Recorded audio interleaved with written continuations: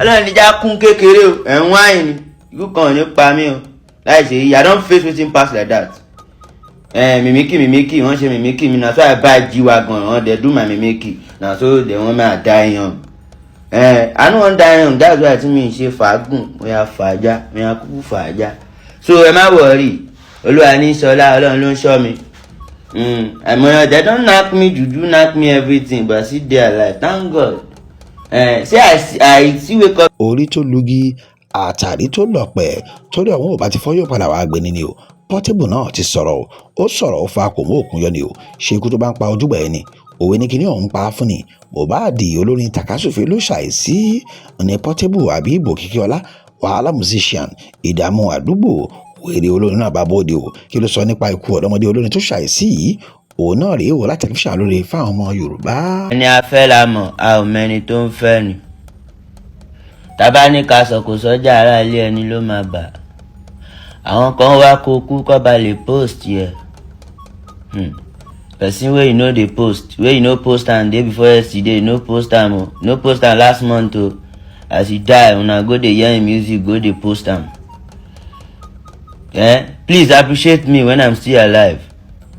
Àwọn fáǹsì Jésù náà lọ padà pa Jésù. Sáwọn tó fáǹsì Jésù jù àwọn náà lọ padà pa Jésù. So ẹ mọ̀ kọ́ tẹ́ ń ṣe kú tó pa Jésù kéèsì yẹn wọ́n lè rí sẹ́tù. Kí ni máa fàájà kí ni máa go far. Make una dey post make una dey celebrate people na bad news una dey post. Una like bad news.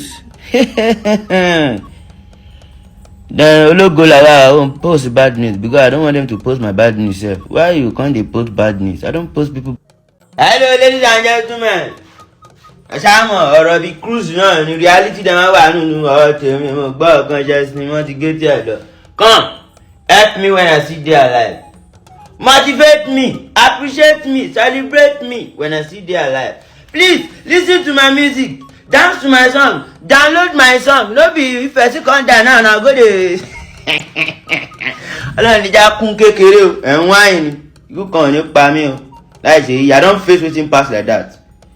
Mimiki wọ́n ṣe mimiki mi na so I buy G-Wagon wọ́n dey do my mimiki na so dey wọ́n máa die young.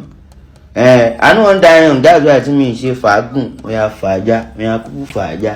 So ẹ má wọrí olúwa ní sọlá ọlọ́run ló ń ṣọ́ mi.